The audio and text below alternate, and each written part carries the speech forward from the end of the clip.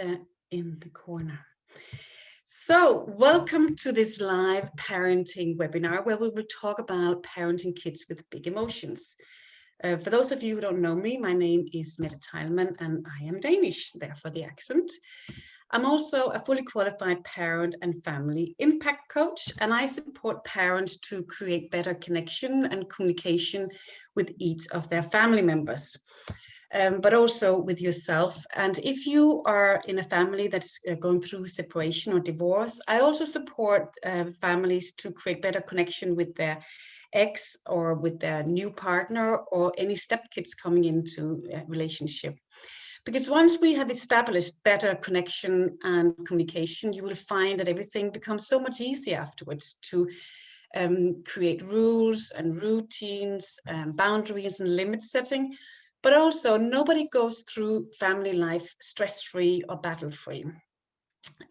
But it is so much easier to bounce back and restore the balance if our starting point is a healthy and strong and positive connection and communication. But also, I'm a mother of 3, and they are age 18, 20, and 22. So I absolutely get it that parenthood is obviously full of joy and happy moments, but also it comes with its challenges. In particular, when we are parenting kids with big emotions and have children who have a tendency to get very emotional very quickly and have these emotional outbursts where we feel there's just nothing we can do about it. So today, what we're going to do is we're going to look at what are emotions and why is it that some kids are more emotional than others.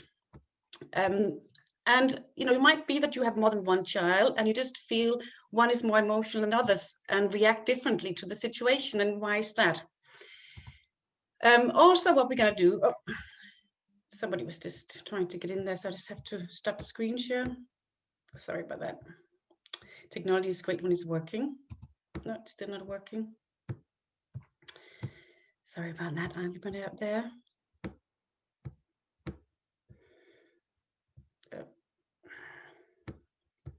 Don't know what happened. It suddenly stopped screen sharing. We will get in there again.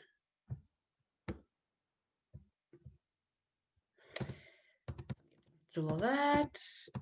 There you go. So what we're also going to talk about today is the process called before, during, and after. And a lot of parents, when they come to me, they say that once their children are having this emotional outburst, they go straight from 0 to 10, and there's actually nothing they can do about it once our children are in this emotional outburst. And they feel there's very little space to actually support our kids. And that is true, because once our children are in the middle of this emotional tornado, there is very little we can do, and there's no time to actually start calming them down. So the hard work when we're trying to support our emotional child is before and after. So before, what we're going to look at today is how can we create a strong and healthy connection with our children so they feel safe with us. They can come to us and support us, to ask for support or tell us their emotion without fear of being shamed or blamed or anger, or even tell them about something they've done wrong. And we're there to listen and help them problem solve. But also, once we have this strong connection or healthy connection with our children, they're more likely to listen to us and allow us to help them, coach them, become more emotional aware, and actually deal with these emotional outbursts and their action and behavior that often get them into trouble and make them feel sad afterwards. And we're also going to talk about how can we master our own emotions so they don't pair with our children and actually make them much, much worse or intensify the situation. And then we're going to look at what are the triggers to our child's emotional outburst. What is the why? What's behind it? We're going to look at the afterwards, which is really important as well. Once we have done the before, is how can we reconnect with the child and actually help them move forward and validate that we're both okay. I'm okay, you're okay, we're still connected and we're still okay together. And actually, how can we problem solve and do better next time? What can we do to avoid getting into this situation? So that's the afterwards. And once we do the before and after, well, then the middle part is actually when we do less. It's all we can do here is stay nearby and create a validating and accepting environment that is just based on listening and acceptance, where we are there, open to listen and show them that we can contain this instead of anger or sadness or pity. Because once our child is in this emotional outburst, they don't need anger and they don't need sadness and they don't need pity, because they're there already. Then we're going to talk about how can we work together. And at the very end, I'm going to open up for some questions. But first, let me just talk a little bit about emotions. So I could spend the whole hour talking about the psychological side, a background about emotions, because they're quite deep. But I don't want to do that today. I'm going to go very lightly and say emotions are feelings. Anything we feel, happy, sad, anxious, scared, excited, frustrated, anything that we feel is an emotions. And often, all the time, they're related to our environment, to what we experience. They're related to something you see or you hear or you sense. A lot of people say that when they smell something, they get an emotion. So our emotions are feelings that are related to the environment that create a reaction in us. And sometimes it can be a happy reaction, sometimes it can be a sad reaction.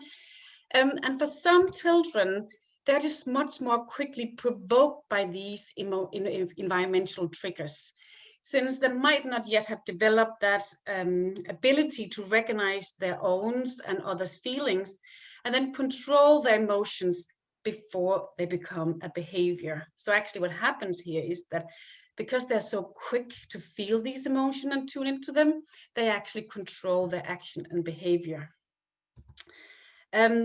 And then we're going to just quickly talk about why is it that some of our kids are more sensitive than others. You know, I have 3 children and one of them is more sensitive than the other two. And she just seems to react much more quickly to what's around her. So it could be to do with the special needs. So if you have a child with any form of special needs, ADHD, ADD, ODD, Asperger's, then they have the same emotions like the other kids, like sadness, happy, angry, frustrated. They just feel them more frequent, more intense, and they just seem to last much longer. And they come very quickly. Where with some of our kids, they might be able to get in there and sense when it happens. Often kids with special needs, they're very impatient and can lead to frustration that can go into anger and sadness. So if you have a child with special needs, that can be why they're emotionally sensitive. It could be to do with their individual temperament. It's the way your child think and their character. So my girl, she's a perfectionist. That means that if she doesn't get it right the first time, she just went straight from very emotional outburst and get very upset and very angry. Could also be kids who are perfectionist. If they don't get into the team, if they don't score the goal, then they get really upset. Could be you have a child who are very strong-willed.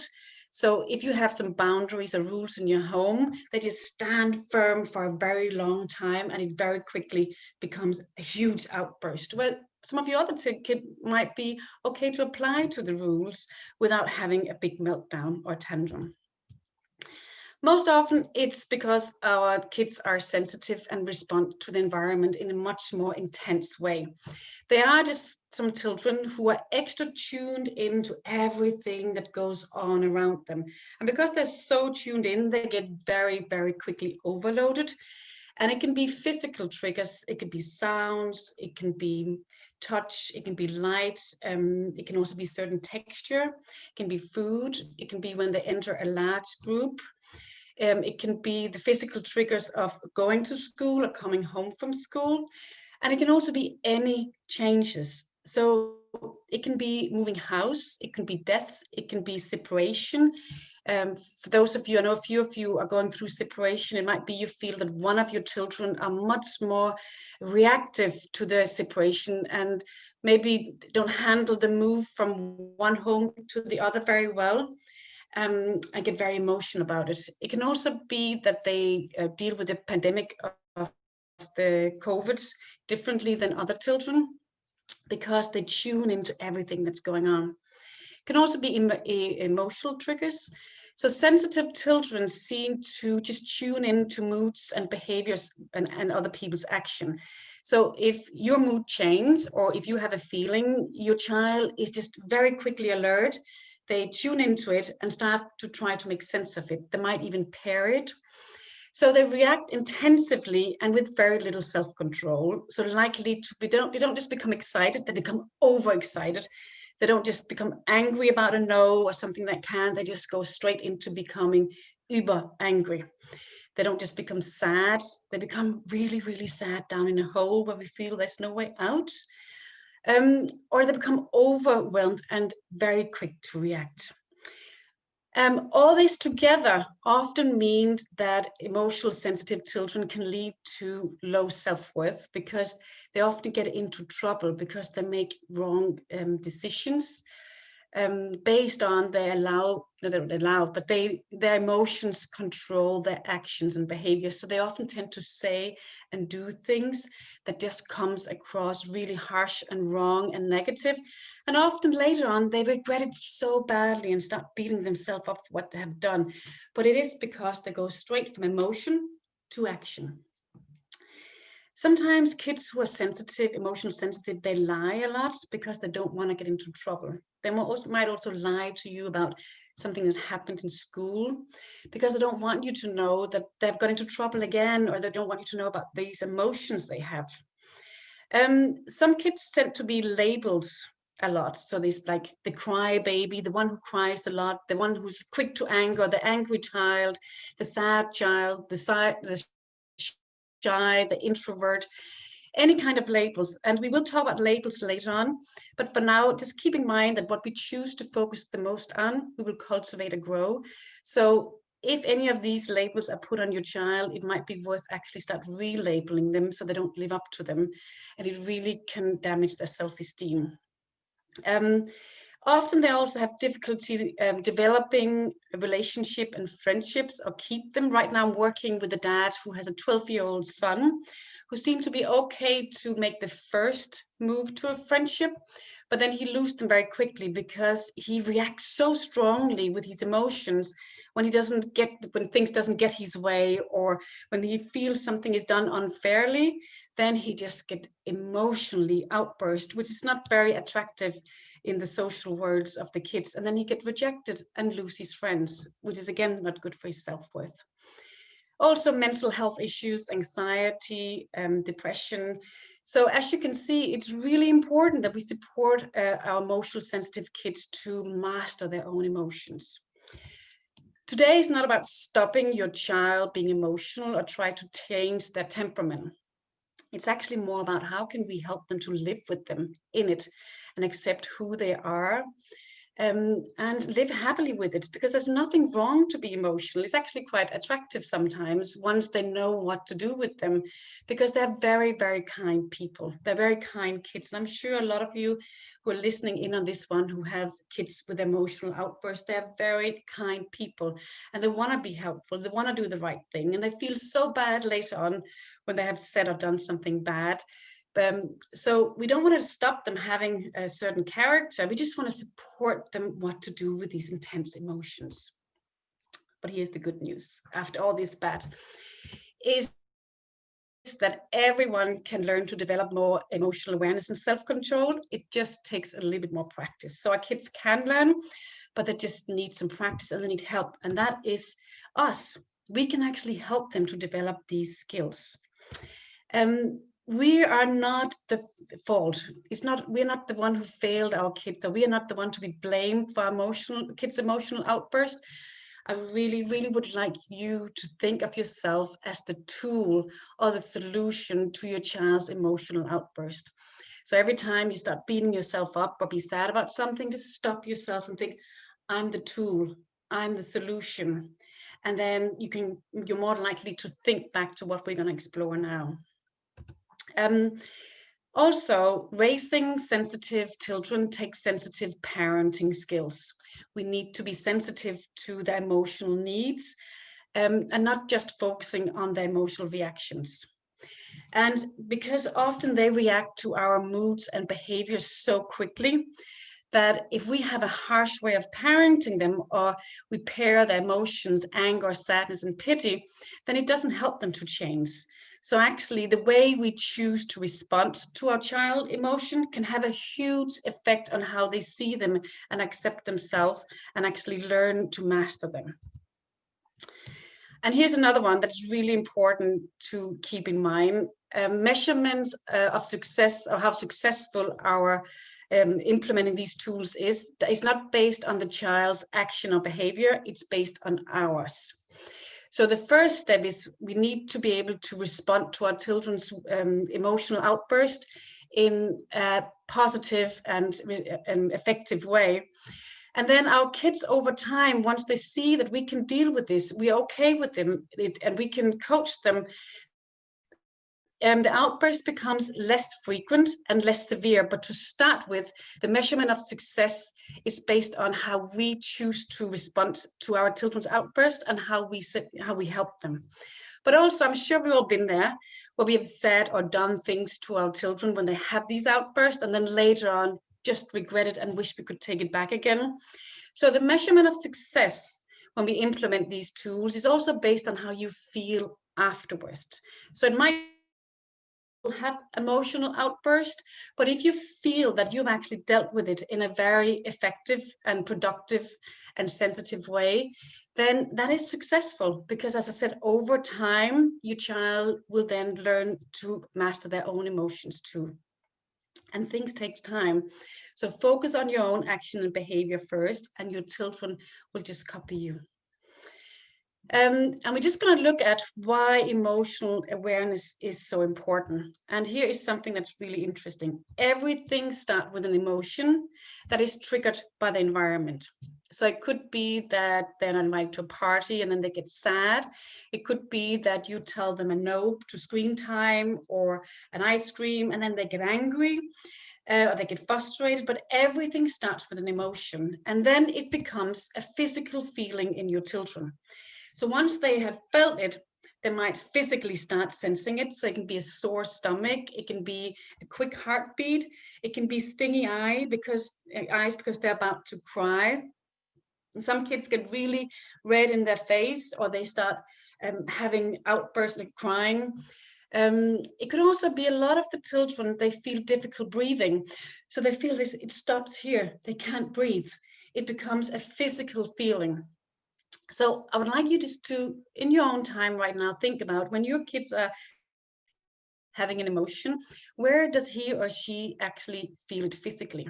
Is it the stomach? Is it clenching the fist? Is it the neck? Where is it that your child's first feeling, physical feeling is? And it's the same with us. Where is your physical feeling when you're having an emotion? So everything starts with an emotion, and then it becomes a physical feeling. Once that emotion is so close inside of us, both mentally and physically, it becomes a thought. And it's most often not a positive thought. So instead of saying, I can deal with this, and there's a reason why I wasn't invited, or of course, mommy loves me, then it becomes, why me? What have I done wrong? This is not fair. And I hate you so much. And you love Sam more than me. Or I'm rubbish. I'm never going to go to uni. I'm just so bad. I'm so stupid. I'm ugly. The child actually starts talking him or herself into these emotions. And the emotion now is just escalating because they're talking themselves negatively into it and up into it, and also feels it physically really intensely. Then once they have it, it's so physical and the thoughts are full of this, then it ends up becoming an action or behavior. It becomes impulsive, or screaming, crying. A lot of parents have emailed me to say there's a lot of hitting, throwing things, or running away. Maybe they become withdrawn, or they give up, or refuse to go to school, or do chores. But the main thing here is that everything starts with a feeling, and then it just intensifies before it comes a reaction. So it's so super important that we focus on our child's emotional needs and development, not just the action and behavior. Because as you can see, if we support our child to actually master and become aware and recognize and label their emotion, they can actually see that they can control their own action and behavior. And it's a huge confidence booster once the child finds out that actually they can do something about their action and behavior. They don't have to live with this negativity of getting into trouble or being labeled or losing friends or feeling so sad afterwards. We just have to help our kids master their own emotions. So what we're going to look at now is one of the before still. It's about staying curious instead of furious. So I want to keep in mind that all behavior is communication. So I would like this PowerPoint to be about looking behind the emotion. What is it that our children are trying to tell us or show us? What is the communication in your child's emotional outburst? And once you understand where the emotions come from, it will be so much easier to support your child. So this exercise, what is the triggers to your child emotional outburst, and why do they happen? Is it related to the environmental stress or situation? Do you find that it's often when your child is sensorily overloaded? I was working with a family recently, and they find out it was because of noise, that every time there was a noise, she got so overloaded that she started having emotional outbursts to everything else that happened. Even if it was just time to go to bed or do you want to do something, it was immediately an outburst. Is your child hungry? So is it before or after dinner time? Are they overtired? Is it when they're in crowd and there's too many people around them? Is it something to do with the siblings when somebody provoked them? Is it before and after play dates, or is it before and after going to schools? So have a think about, is there anything in the environment that stresses them or provoked these emotional outbursts? It could be to do with when they're impatient or they get frustrated very quickly. So is it related to when you say no or put your boundaries down? So maybe you have a request for it's time to get off screen, or it's time to go to bed, or it's time to do their chore. Then they go straight in to have an outburst and get extremely angry straight away. Or maybe it's to do when something goes wrong in their life and that they get angry or feel unfairly treated. They lose it straight away. So it could also be because they're confused. Is the task too difficult? Have we raised the bars of their grades or their chores or the routine too high, and they just can't deal with it? Have they maybe not understood or heard your request, or maybe they haven't been prepared for your request and routine? It might be that we think we have a good routine going in the house, but does the child fully understand what it is that we are asking them to do in this routine? So when we say it's time to go to bed, we might think that we have said, get your pajamas on, brush your teeth, but actually, have we prepared them for this routine? And then when we get angry at them, they get so confused that they have these emotional outbursts. Something that's quite interesting to think about, and it's what does your child get out of his emotional outburst? There's something called emotional anger manipulation, and it's a learned behavior that can be unlearned. And it's actually when we have taught the child that if there's something they want, if they have this anger outburst or they feel very sad or very emotional, then eventually we give in and give them what they want. And it's really important that we teach them that they won't get anything out of it. So right now, I'd like to have a think about, what does your child get out of these emotional outbursts? And if you feel that actually they do this to manipulate you into get something, then we need to talk about rules and consistency and maybe even consequences. But the main thing is that we need to stay strong in our request or boundary setting. So where and when and with whom is your child having these emotional outbursts? Maybe think about what happens before an emotional outburst, because then you can go back to these triggers. Is it related to food, to tired, to certain people they've been with, certain sounds around them? Or if you're in a separation, is it just after they've been moved from one home to the other or about to go back to the other parent? So think about what happened before they had this emotional outburst. So I hope some of you, because obviously there isn't much interaction here in this live webinar, I hope some of you have written down some of the triggers to what's behind your emotional outburst. Where do they come from, and what are they trying to communicate, tell, and show you? Once you have figured that one out, then be one step ahead of the triggers. Be prepared for what lies ahead, and you will find that once that we are one step ahead, we can actually make the outburst less severe and less frequent, and we can also be prepared for what happens, so we don't get confused or angry and emotional ourselves, because we're one step ahead.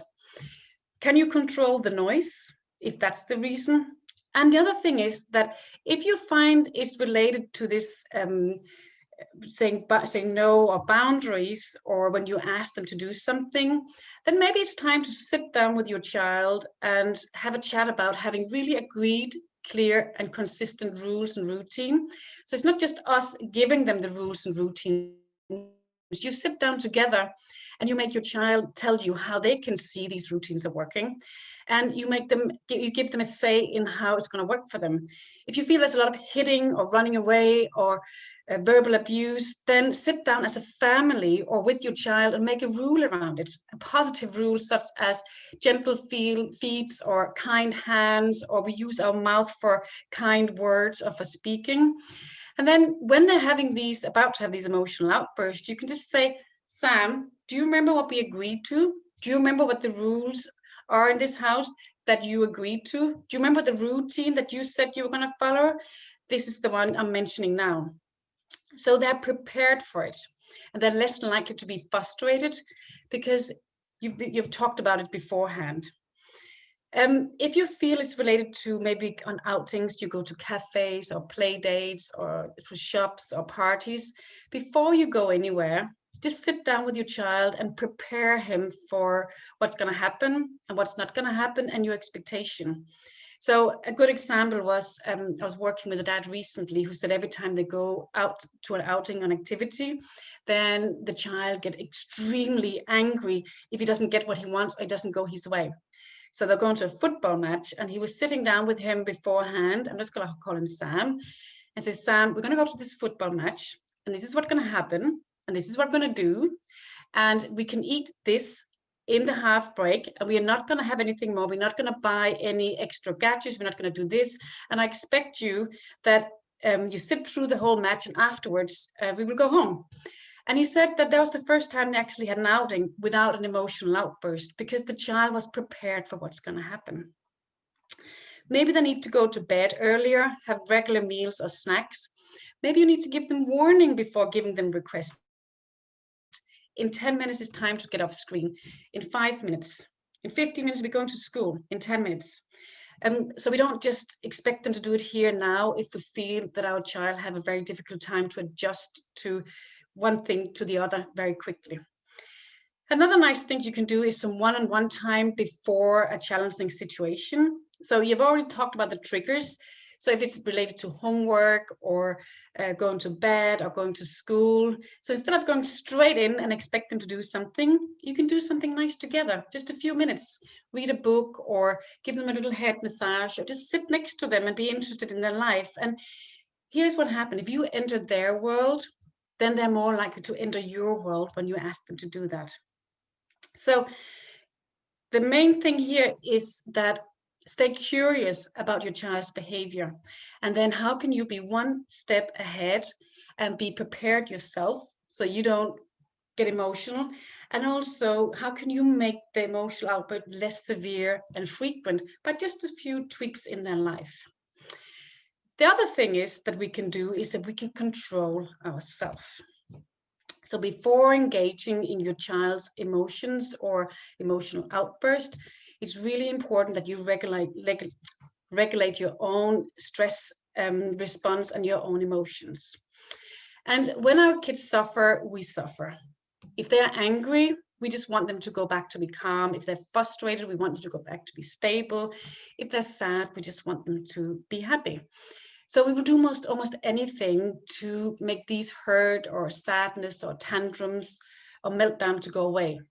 So often we use too many words or too much action to make that tantrum go away, or make them feel better, or convince them that life will be fine and they don't have to feel this way. Or maybe we give them a lot of advice of how to deal with the situation, and we go into over fixing, problem solving. Or maybe we actually lose it and we get angry ourselves and we start shaming and blaming and telling them this is not okay. But it's often this anything that holds us back from actually giving our kids what they need when they're having an emotional outburst. Because we're in danger of mixing our own feelings with theirs and actually pair our emotions with them. And that can be really dangerous cocktails when we're trying to help them. And what happens is that we go hard against hard, we go sad against sad. And that is not very helpful for the child when they're in the middle of their emotions. We're more likely to make it worse and actually escalate it. And also you have to think about, if you have a sensitive child, they're more likely to tune into your moods and to your emotions and copy them and try to make sense of them, and maybe even take it personally and think, I have caused these emotions in mommy and daddy, and feel shame and blame, and that is definitely not good for their self-esteem. Just come back to, remember, everything starts with an emotion. So if we want to support our child master their own emotions, become in control of their action and behavior, we need to start by mastering our own emotions so they don't take over our action and behavior and the way we support our child.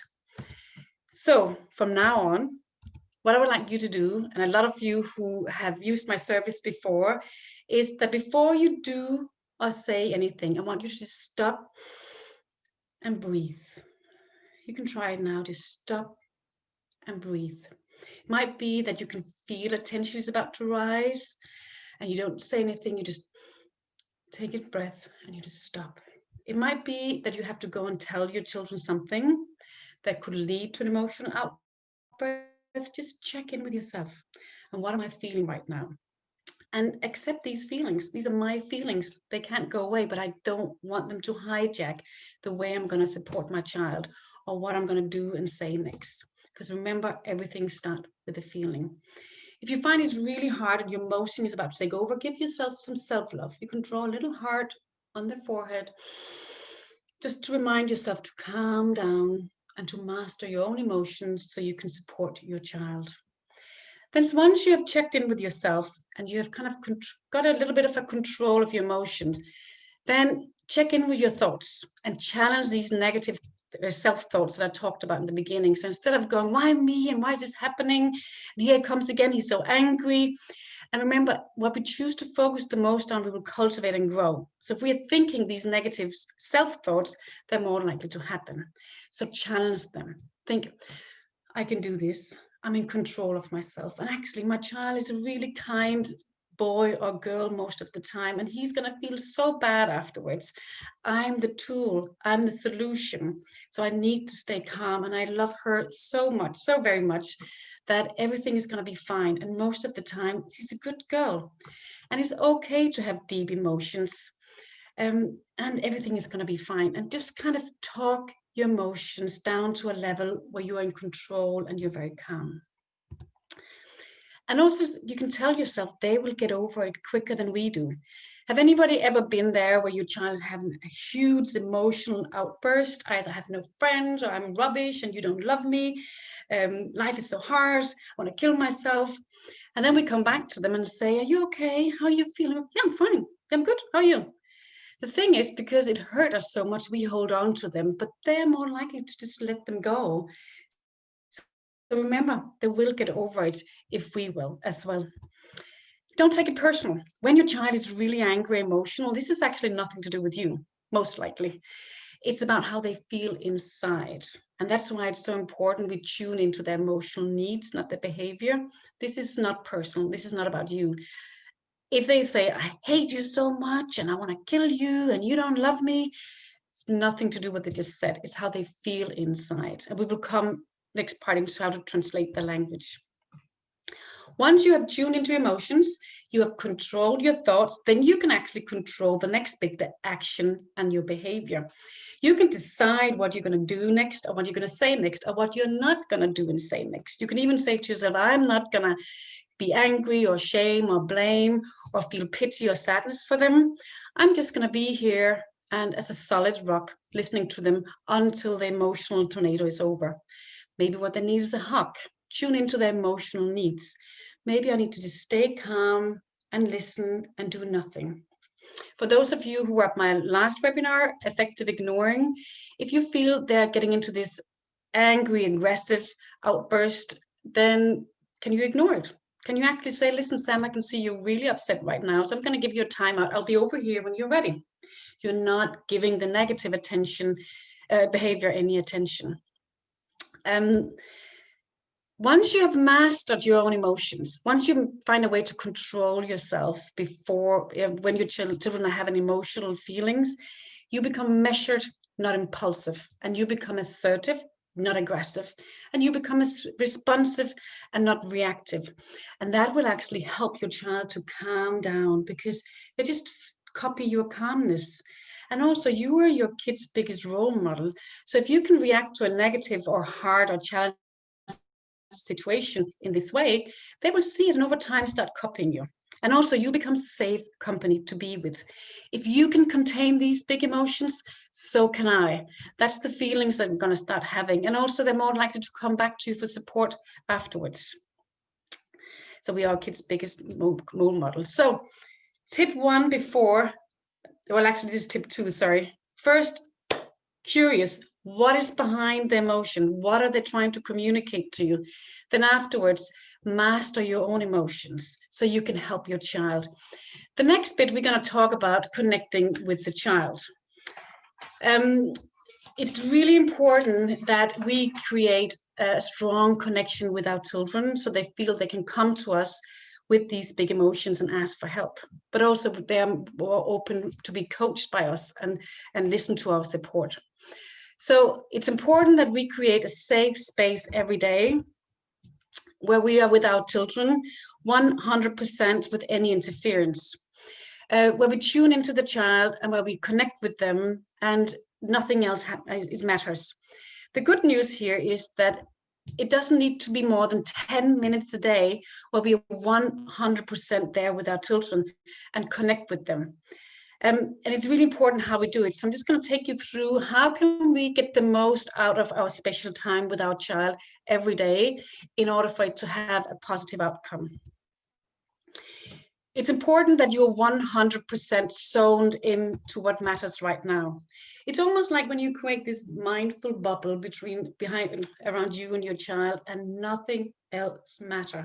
There's no chores, there's no phone, there's no emails, there's no siblings, there's nothing else going on than just you and your child.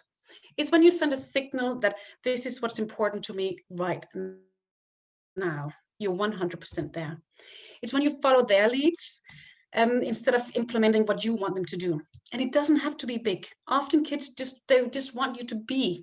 You don't have to do anything. So if they're sitting playing with Lego or drawing or playing with dollies or cars or playing something, all you have to do is just to enter their world and just be with them. Send a signal, you are the most important part right now, and I'm open to just be with you. You can use something called descriptive commenting, where you comment on everything that's going on in that mindful moment, in that mindful bubble. You can comment, I can see you're very calm right now. I can see you're really enjoying doing what you're doing right now. I can see you're putting the blue block in front of the purple one. I can see you drawing this, and I can see you doing that. And I can sense that you're very relaxed right now. And I'm really enjoying just sitting here. When we use descriptive commenting, we're really sending a strong signal that we are 100% there, because we sense and feel and hear everything that is going on right now. Nothing else matters. You can either schedule or seize the moments, but the most important thing is that from now on, I just want you to try to put in a minimum of 10 minutes every day where it's just you and your child.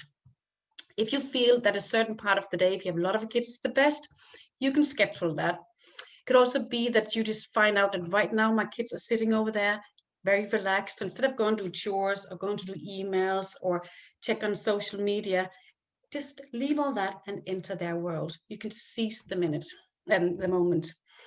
The benefit of this is that it becomes a consistent place for your child to connect with you and talk to you and ask for support. So some sensitive children, they really find it hard just to come over and say, "Hi, Mom, Dad, can I tell you something? I'm feeling really sad. I'm feeling really emotional because something happened at school." Or, but actually, if they know that some part of the day you're 100% available for them, they would actually over time know that this is the time for them to talk to you because you're there and you're open for conversation.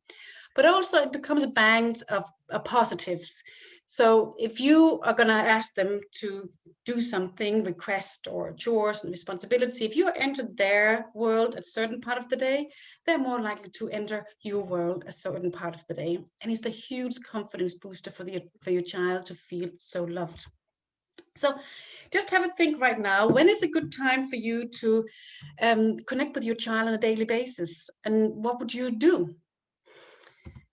Relabeling, we've already been there. Our children will up to our expectations. So I just want you to have a think about what words you use around your child. He's the shy one, or he's the easy to cry, or temperamental, emotional, or angry, or sensitive. I was working with a family recently, a couple, where they decided to use the word reflective. Our son he's very reflective, or he takes his time to think, or Sam has two very good friends instead of Sam doesn't have many friends, or Sam really enjoys small groups. That's when he feels happy, instead of Sam doesn't get on very well in big groups, because they're quite negative. So try to use these positive labels in front of professionals, your partner, family members, friends, or even to yourself, because you will start sending these positive signals instead of the negative signals of shy and angry and temperamental. So just keep that in mind about relabeling. Catch them being good. That's a really good one. Sensitive children need a lot of reassurance that they are okay, no matter their character or individualism. Because they often get into trouble for what they do and say wrong, we need to also catch them being good and empathize their strengths and gift, and praise their effort when they are trying to calm down, when they are trying to do the right thing, then praise them for it. And we need to stay calm. We need to praise them for when they do try to stay calm, or when they do recognize other feelings. So if they come and say, "You know what, today in school, Tom, he was really upset. I noticed that." That's really good. So you noticed that Tom has big emotions and you recognized them and labeled them. Try to make it not just about the emotions, but other things as well. So when you can see that he's making an effort to clean up his room or do homework or sit quietly or helping somebody, get in there and show them that you have noticed it. And help your child to recharge. Life gets so busy, and sensitive children, they get easily overstimulated and overwhelmed. So we need to support them to find some part of the day where they can do something that they feel good, where they feel good, where they feel happy, calm, and relaxed. So think about when does your child feel the best, and how can you support your child to do more of that every day so they can recharge the battery? It's the same with us. We need to do something every day that recharges our batteries. Otherwise, we've just run out of energy. And then when we are having an emotions, we're more likely to just lose it because we have no more to give from. And that's the same with your child. Now we come to the second bit where we're going to talk to your child about these emotions. It's really important that you coach your child to become aware of these emotions. So in peaceful time, you don't want to do it in the heat of the moment. When they're having an emotional outburst, there is no way back. There's very little you can do. Beforehand, sit down with the child and talk to them about it. Be curious about what they have to say. Start by saying, "You know what, Sam, I noticed that you sometimes get really angry when, or you get really sad if," and try to understand and listen. Let them just talk out and just see, and I really want to help you because I know you feel sad afterwards and it upset me too. And I just really want to help you. So have that conversation about their emotions when you're in a good place. And talk to them about the difference between emotions and behavior. This is really important to coach your kids. It's okay to have emotions. It can be quite beneficial, but it's what we do with them that really matters. It's okay to feel angry. We all do sometimes, but it's not okay to hit. It's okay to feel sad, but it's not okay when you run away or hide. It's okay to cry, but if it causes you some problems, then it's obviously not the right thing. Because a lot of time we hear people saying to children, emotions, okay to cry, don't worry about it. But actually, if it causes a lot of problems in the school because they get rejected from the social setting or they don't get to be part of activities, then obviously the child needs to learn to control their emotions and the actions, which is crying. So it's teach them the difference between emotions and behavior. Talk to them about how their behavior make you feel. It's important that they hear that, not in a negative way. Just say to them, you know what, Sam, you know, I get quite sad when you say to me, you hate me, then it makes me really sad. I'm sure when some of your friends say that to you, you get sad as well. Or when you scream, that really is disturbing for the family, or when you're verbally aggressive, or when you run away, I get really worried about you. This is how I feel. And then together draw up a plan. This is the most important bit. Together, draw up a plan afterwards. Ask them, how can we deal with this differently? So anything we can do. You can ask them, what do you need? What do you need when you're having these emotional outbursts, and where do you feel them physically? And what do you not need from me? Sometimes they say, I don't want you to talk to me. I don't want you to hug me. I don't want you to do anything. And then you know that they don't need this. You can talk about some breathing activities. So talk to them about taking a deep breath once they feel these emotions are there. When you feel sad and angry, take a deep breath. Maybe you can teach some positive self-thoughts. My children, my girl, when she gets very emotional, she thinks about Christmas because she loves Christmas. She thinks about her birthday because it just makes her more happy and gets her out of these negative emotions. It can be you have an object in their pockets so they can grab that when they start feeling emotions to remind them to breathe. So when they go to school, if you coach them beforehand that this object is when you feel emotions, and you can just grab it in your pocket and just remind you to breathe and relax. For some children, just to know that this deep breath can actually calm down the emotions, it makes them feel in control, that they can do something about it. Something else you can do is you can have this emotional thermometer. For those of you who would like this anger or emotional thermometer afterwards, once you get the follow-up email, you can just tell me, I would like to have the anger thermometer or the emotional thermometer. And what this is in peaceful time, you sit down with the child and you talk about these emotions. And you can draw up and be creative about making your own emotional thermometer. So at the bottom, you make it green. At the top, you make it red. You can do from 1 to 5. How do you feel at 1? I feel very calm. I feel very happy. And the color is green. My body is very relaxed. And I'm with my friends. So you talk about how they feel, the body sensations and what they're doing and what's the color. And then you start talking about, so what provokes your emotions? Well, it's when you come and tell me to get off screen. Okay. What do you feel? I start getting very nervous and I clench my fist, and then I start getting very agitated. So you start putting on these emotions to the very end, which is sad or angry or frustrated. And you can put the colors in between from green to light green to orange to deep orange to red. And you can talk about what can you do to bring the thermometer down. You can breathe to bring it down. You can use the fiddly toy you have in your pocket to bring it down. You can count to backwards, 10, 9, 8. You can even use the alphabet, A for Sam, A for Anne, and B for Ben, and C for Claire, and D for Daniel, just to kind of distract them from that emotions. So you can talk to them about what will help them to bring the thermometer down. Then once you have created the thermometer, you can actually use it when they start becoming emotional. You can say, Sam, I can feel your emotions about to climb up the thermometer. What can we do to move it down? And you can actually make that movement. Just breathe it down. And over time, they will actually learn to use it themselves and bring it down, because you've talked about what tools can they use. So draw up a plan together. What do they need when they're about to get emotional? What do they need from you? What do they not need from you? And what can they do differently? And it might be that you have other ideas that you can use. But the main thing is talk to him about these emotions, make him aware of the difference between emotion and behavior, make him aware of how it makes you feel, and then draw up a plan together that you can remind him about before he's about to have an emotional outburst. Also, become a predictable parent.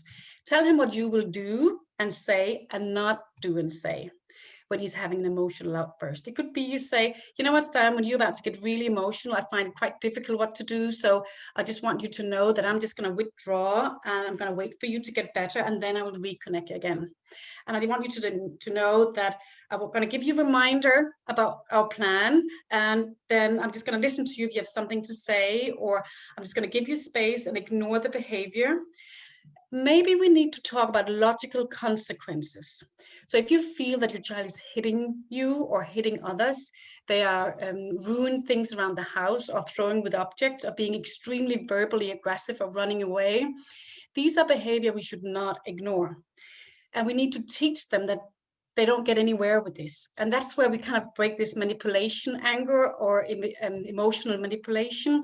So in peaceful time, we say, you know what, Sam, when you choose to engage in this behavior, and I know that you get really emotional, and you hopefully with the plan you'll be able to draw yourself down, but if you go to that place and if you do these things, then this is what's going to happen. So if you hit, the consequence will be a removed privilege. If you break any objects, you will have to fix it, or you will have to pay for it. If you hit your sister, you will have to do something nice for her. But the main thing is you become a predictable parent by telling your child how you are going to deal with this emotional outburst. You can also say, and I'm going to stay in control of myself. What I'm going to do is I'm going to control my own emotions, because I don't want to get angry at you. I don't want to scream at you. So I'm just going to stay calm and control myself. So this is, again, we're not even touched the emotional outburst yet. And role model emotional awareness. If they see that you openly talk about your emotions or challenge them with your emotions, then they see it's okay to have emotions. It's what you do with them that matters. So today I was in the supermarket, and this lady just cut right in front of me, and I was so close to tell her off. And, you know, I got so angry, but actually I took a deep breath and said, it's not worth it. Maybe this lady is having a bad day, and I'm just going to stay in control of myself. Or if we're up in the motorway and somebody cut in front of us or driving too quick and we immediately get an outburst. Actually, if I react right now, I'm more likely to have an accident. I'm more likely to get a fine. So I'm just going to calm down. Or you can say, today I was really sad because I had a bit of a fallout with my best friend, or with daddy, or with mommy. So role model your own emotions and what you do with them, and openly talk about it. So it's not something that we keep for ourselves and to be ashamed of, but actually it's what we do with it that matters. Yeah, you can always use some books. You can comment on television character, oh, he looks very sad, or he looks very happy, just to help your child label and recognize emotions. Now, so far we've only touched the before part, which is connect with self, connect with the child, and be curious and understand what it is your child is trying to communicate. During, and I actually hope you can see very well, if the before and after is done well, then during is when we less is more. Because as a lot of you have come back to me to say, I feel there's nothing I can do once my child's having this emotional outburst. And you're right, there is actually very little you can do. It's too late. Your child is in the middle of the tornado. The best thing you can do is to focus on the before and after, and your own action and behavior. And over time, you will see the emotional outburst be less frequent and less severe. The best thing you can do is to don't joy the emotional tornado. Don't go sad against sad, or hard against hard, or angry against angry. These are not your emotion. This is your child who's having emotion. So all you can do is stay in control of yourself, and they start pairing your calmness. You just stay calm. We had that. And stick to the agreement that you had beforehand. You had a plan, you decided what you're going to do and what you're not going to do, and then stick to it. Give him reminders, stay out of it, stay in control of yourself, become that predictable parent, and do what you promised to do. focus on his emotional needs and connect instead of trying to change the behavior. If you're trying to change the behavior and action in the middle of the heat of the moment, you're more likely to actually increase it. So just think about what does my child need emotionally right now? Is it space for you to just draw back to make sure he's safe? Run away, you will have to do something. And hitting other people, you will have to do something. Does my child just actually need a hug right now to know that it's okay? Does he need some calming music? Does he need a reminder about your plan or less sound around? Or does he need to be removed from the environment he's in right now? So if he's in a space that often caused emotional triggers, just remove your child from that environment. Maybe he doesn't need to be listened to and validated that it's okay to feel like this. And focus on your action instead of not only on your words, because remember, your child will mirror your emotions by looking at your body language. So they would tune into everything, and the first thing they look at is your body language in order to kind of detect how you feel, and then they will copy these emotions. So it's important we stay in control of ourselves. So the first thing is that we physically need to stay firm, we need to stay calm and in control of our body. We don't want to be aggressive or threatening or angry. We don't want to appear pity or shy. We just want to, our body's in control of ourselves. We're calm, we're neutral, we're sending a signal, we can contain this situation. Everything will be okay. Our tone, we need to just have a matched tone. We don't want to scream, we don't want to be shy, we just want to match it. And also keep in mind that actually at this point, less is more when it comes to words. Words can be really dangerous things because we might try to reassure your child that they'll be okay, or we might tell them to stop. So the first thing we need to do is in order to release these emotions, is to allow our child to feel them. So we don't want to start saying to stop the emotions, stop being so silly, or stop being so angry. And there's no need to be sad. There's no need to be angry, or there's no need to be disappointed or frustrated. Maybe we tell them what to feel instead with too many words. Why don't you calm down? Or just stop crying and be happy again? Or, go to another room. And we try to convince them with our words what to do instead of their emotions. And the worst thing we can do with a child being emotional is to reason with them. Why are you feeling this way? I don't understand why you're doing this. This is very silly. They make no sense, because your child is way beyond being reasoned with. They're actually not listening. Your words will just be a flow. So instead, stay calm and come from a place of listen and understand. I can hear what you're saying, and what you're saying is you're really angry right now. I can hear what you're saying. You're being really sad right now. And I can hear what you're saying. You're very mad that you can't have more screen time. So just really validate that you've heard what you're saying. You are listened. You are listening to them. And understand, I can understand you're angry right now because you can't have more screen time. I totally get it that you're sad because you weren't invited to that party, instead of you have loads of friends, don't worry about it. And accept that they have big emotions. So the bottom part here is that in the middle of this heat of emotion, all you can do is validate and accept. I can hear you're angry. I can hear you're sad. And I get it. I understand it. It's okay to have emotions. And remember, it's what we do with them that matters. Show empathy and not sympathy.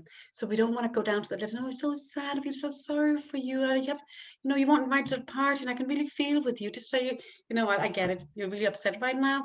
I would get upset too, and that's okay. We all sometimes get upset. We don't have to fix everything. Help him translate his language. I hate you.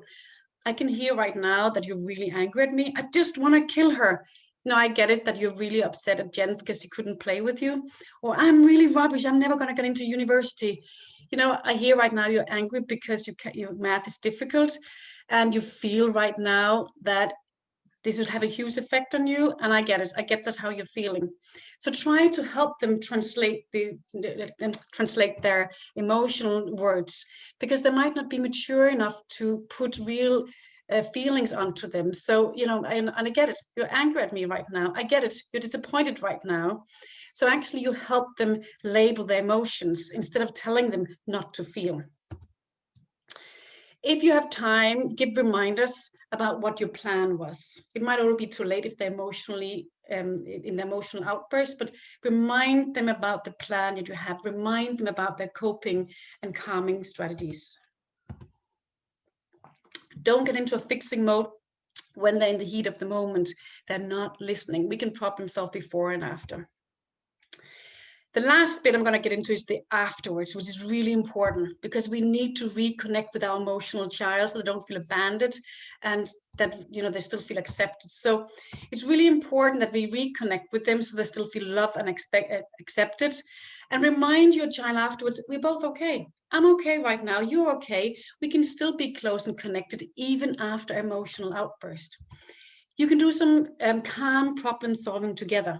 Once the child have calmed down and in a good place, you say, right, so how can we do things differently next time? So obviously you're really upset right time and got yourself into a bit of a fiddle or a bit of a trouble, but what can we do differently next time? Just talk me through it.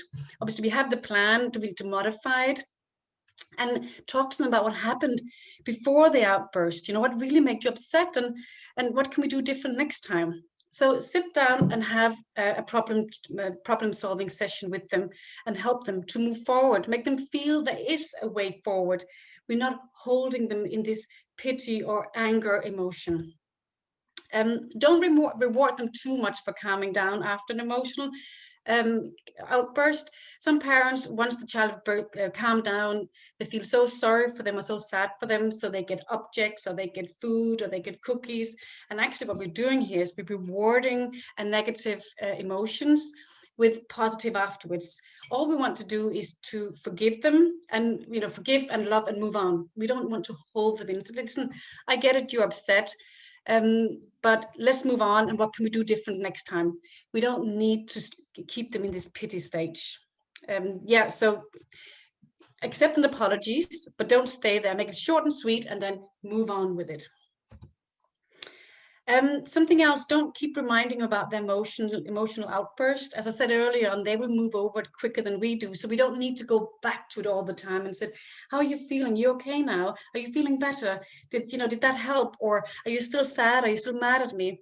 Because then we just draw them back to where they were. Obviously, sometimes we want to follow up with them, make sure that they are okay if something happened in school, but we don't need to keep reminding them about their emotional outburst and their emotional challenge. Help them move forward instead. And the most difficult one, if you have said you're going to give consequences for certain behavior or actions, then now is the time to do it afterwards. Because otherwise you're never going to teach them that manipulation, anger, and emotional manipulation will not get them anywhere. So it's really hard. And if you need some help with it, obviously I'm here to help you with that. A quick sum up. It's really important that you work on the before, which is be curious, the why, what are they trying to communicate? Connect with yourself and your emotions, master your own emotions, and connect with your child beforehand so you two have a safe space where you can work together, and you know, they can come for you for support, but also draw up a plan together with your child. Make him aware of what he can do. He can do something with his emotions. He doesn't have to live in it. Then the during, less is more. All you have to do here is validate and accept and stay in control of yourself, and just come from a place of listen, I understand, accept your big emotions, and then the reconnect afterwards. Reconnect in a healthy way where you can problem solve and, if needed, consequences. And just remember that we're not only focusing on the child's action here, we're talking about our own behavior, how we are going to respond to our child's emotional outburst. And think takes time. So once you start using these tools, you will slowly start seeing an improvement, but you need to stick to them, and you need to be consistent with the one-to-one time. You need to be consistent with the 1, 2, 3 awareness breath and how you deal with it, but it will take a little bit of time. And trust your child that they can learn to master their own emotions. They are strong kids. And remember, what we choose to focus the most on will cultivate a grow.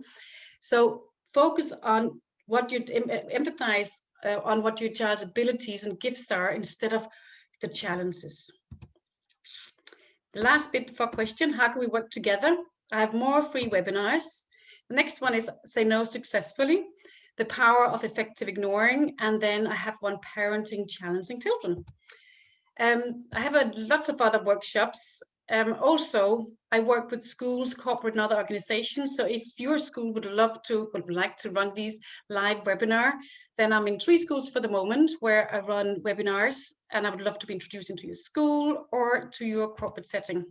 I offer one-to-one support. So if you feel this was just the surface, it was obviously just a taster, then I can support you on a one-to-one level. And I also offer online home hosting. And it's when you get 8 parents together and you obviously attend for free, and you choose the topic, date, and time. And you can sign up for my newsletters that I will send an email later on. And the last bit, thank you so much for trusting me with your time. And I'm now going to stop screen sharing. And I would love to hear if there is any questions down there. So I will start with Linda, if she has any. So, hi, Mette. Yeah, Catherine put a couple of notes into the chat. Yeah. Just some feedback from her. She said one of the things she gets from her child is, "You don't trust me." And also she has 2 children, and she often has a situation where one will provoke the other by saying that he's got anger issues, etc., and then they end up having a big physical fight. So there's some sibling stuff going on there. So any advice on that one? Yeah, so thank you so much, Catherine. So the one when your child is saying, you don't trust me or you don't love me, you might already now have thought about actually translate the emotions. So what is it that you're trying to say to you there? It could be, you don't listen to me, you don't understand me. And actually, maybe it is for you and your son, Catherine, to sit down and have a talk about this. Listen, I really want to listen to you, and I really want to understand what it is that's going on. So talk to me about what these emotions are.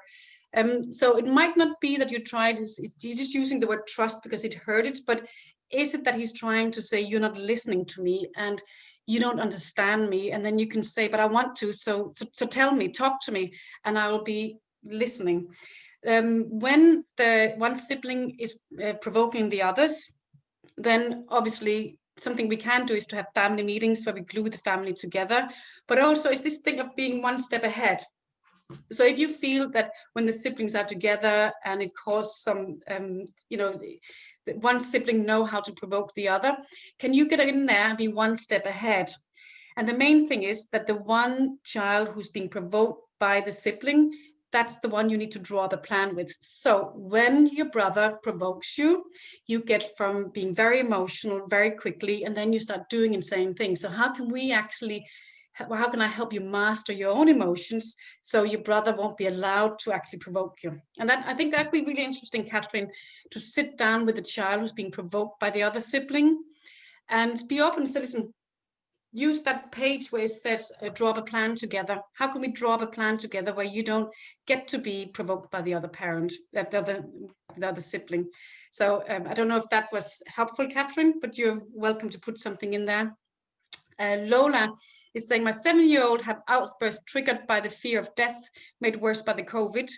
His outbursts are fearful ones, especially during night when he would cry non-stop to go to sleep.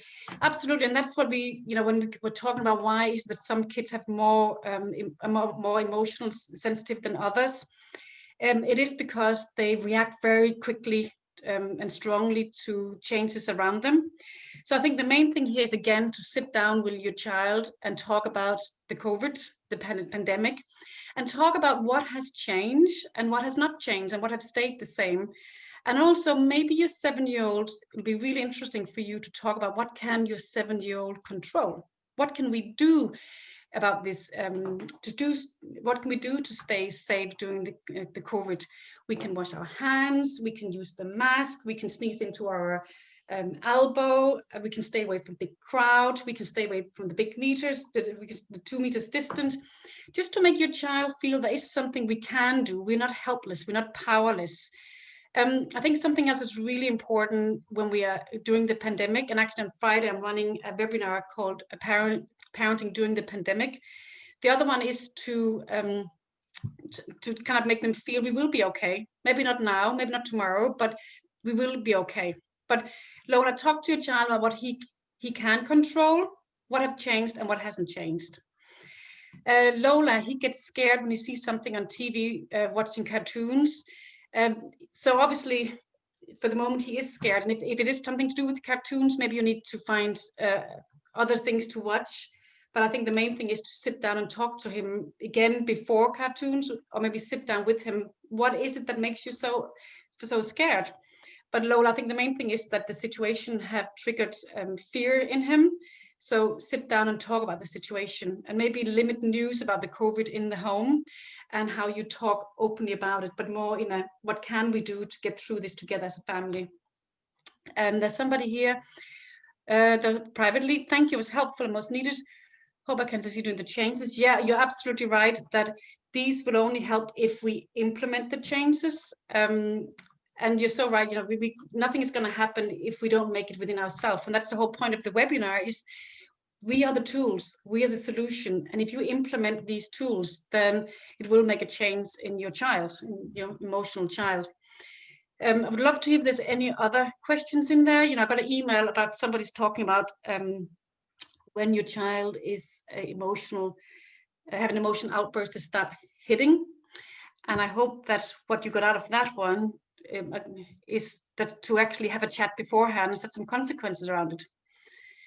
It's really helpful insurance to know that I'm not the only one. No, there's absolutely lots of people out there, Catherine. I think just to come back to Lola's point, that if we have an emotional, sensitive child, then actually there's this pandemic have, for a lot of them, made it so much worse. And definitely don't be afraid to sit down and talk to your child about these emotions and say to them, listen, actually, you know what, I really love you from having these emotions. That's great. You know, it makes you a caring, loving person, but it's what we do with them that really matters. I have Vikas here for Lola. There's a picture book on coronavirus, which I came across, which might help if you read it.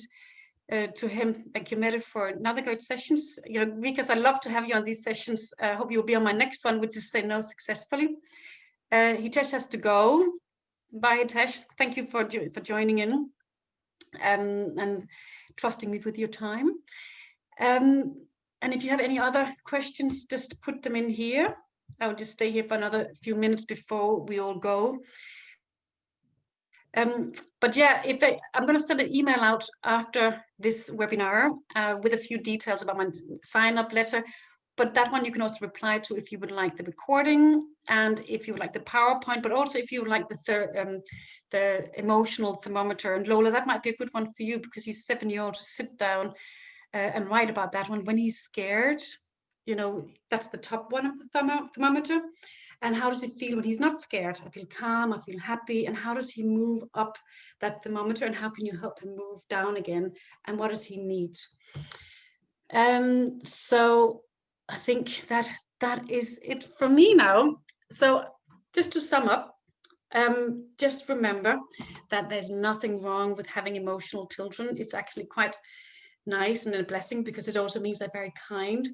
Remember, you're the tool, you're the solution. You haven't failed them, you're not the blame. And also keep connecting to yourself, connecting to your child and connecting to your family, and you're more likely to get through this. And Lola, definitely during the COVID, stay connected. Clarissa, thank you. It'll be a big takeaway for me to understand the triggers, have a plan during the outburst, have a plan, but during the outburst too late. That's the thing, Clarissa, you know, once they're in that tornado, there is very little we can do than stay connected and just show validation, but understand what is it they're trying to communicate? What is your child trying to say or show you? And be curious to what happens before the emotional outburst. My daughter was very emotional, often is related to something that had happened in school, something that had happened on social media as she's a bit older. It could be to do with the pandemic. You know, she's obviously in university, which is a stressful place to be. And then they just lash out and have these emotions that they don't even know themselves where it's coming from. And that's why it's so important afterwards to sit down and say, what happened there? You know, what happened before and how can we do it different next time? Lola, can you give me some advice on how I can calm myself without him notice that I'm doing it and turning it into a trigger? So use the 1, 2, 3 awareness breath, and actually doesn't take more than a few minutes. So when your child comes to you with an emotional outburst, so instead of us going hard against hard or sad against sad, just stop, what you're about to say and breathe out. And remember that thing about self-love, they won't even notice that you're drawing a heart. Just remind yourself that actually, if I can just stay calm, I'll be able to stay in charge of the situation. And do some positive self-talk to talk yourself into a place where you're in control of yourself. If you can control yourself, you can be in charge of the situation. And that's all our kids want, because they're in such a mess right now that if you just show them that I'm calm, control of myself, I can be in charge of the situation, then your child will start feeling that. So Lola, definitely you can do the 1, 2, 3 awareness breath without your child seeing it. But I don't think there's anything wrong with your child seeing that we're trying to calm down. I'm quite an emotional person, and when my children come to me with anger or sadness, I often say, you know, I'm just going to take a deep breath here, because what you're telling me is just making me really sad, or it's making me really angry. But I don't want my emotions to control our conversation or my level of support to you. So just going to check in with myself a little bit, and then I'll come back to you, because we're teaching them self-control. We're teaching them that we don't have to react to every emotions or negativity that's thrown our way. And over time, they will start copying that. Isabella, I have to leave. Many thanks. Great workshop. Very helpful. Thank you very much, Isabella. And hopefully you'll be on the next one. I'll send you an email with everything. So thank you for being here. So Lola, back to your point there, and if anybody have to leave, obviously just leave. I'm just here until if somebody else have some questions, is that use this deep breath and stop. Breathing, stopping, pausing, give you a time to check in with yourself. It gives you time to think about your feelings. It gives you time to decide what to do or what not to do yet. It also gives you time to think about your child's emotional needs and not just make him stop the behavior, which is a huge difference. Do you want to tune into his emotional needs, or do you want him to stop behavior? Because as Clarissa rightly said, once they're in there, it's too late. You can't. So I think that's it for now. If anybody have a questions, I will just take 1 or 2 more. If not, oh, there's another one here coming. If an email comes out back from the school and behavior, we show Harry the actual wording. So if an email comes back from the school regarding his behavior, just about focused, we show Harry the actual wording. So I guess what you're asking there, Catherine, is if it's the right thing to show your child that email.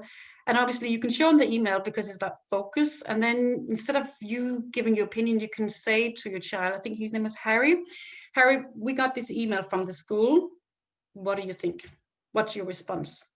Instead of you straight away saying, so that's not okay, you need to learn to focus, we need to do something about it.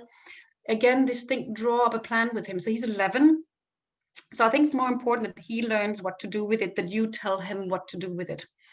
So you can show him the email if you feel that's the right thing to do, and then make him say, what do you think, Harry? What do you think about this email? And talk to me, talk to us. Should we draw up a plan together? What do you think would help? Maybe he has something he would like to say as well. So the wording is obviously about focus. So he thinks, he gets upset because he thinks it's unfair. So the other thing you can do, Catherine, is that when you talk to the professional, you can start kind of role modeling, relabeling. So instead of, you know, he's not very good at focusing, you can say, you know, Harry is really good at focus on things that it's very important to him. But Harry, we still need you to focus on math as well.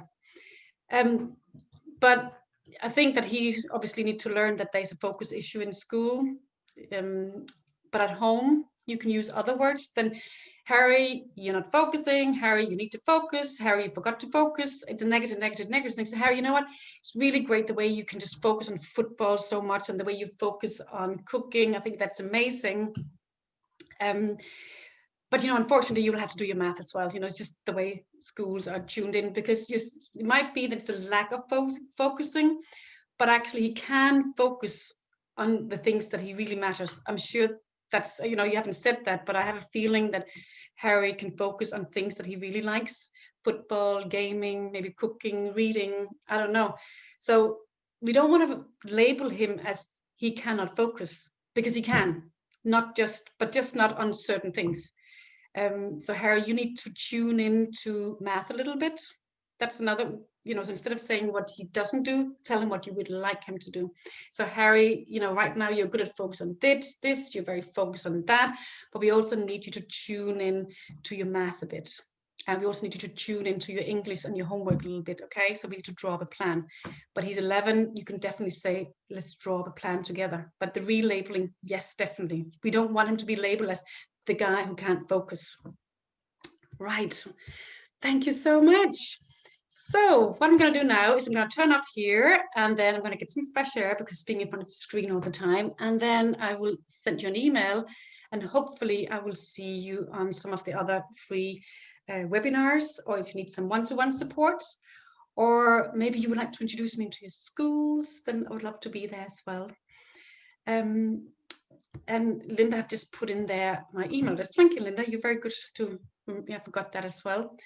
So goodbye, everybody, and have a great week, and hopefully see you soon.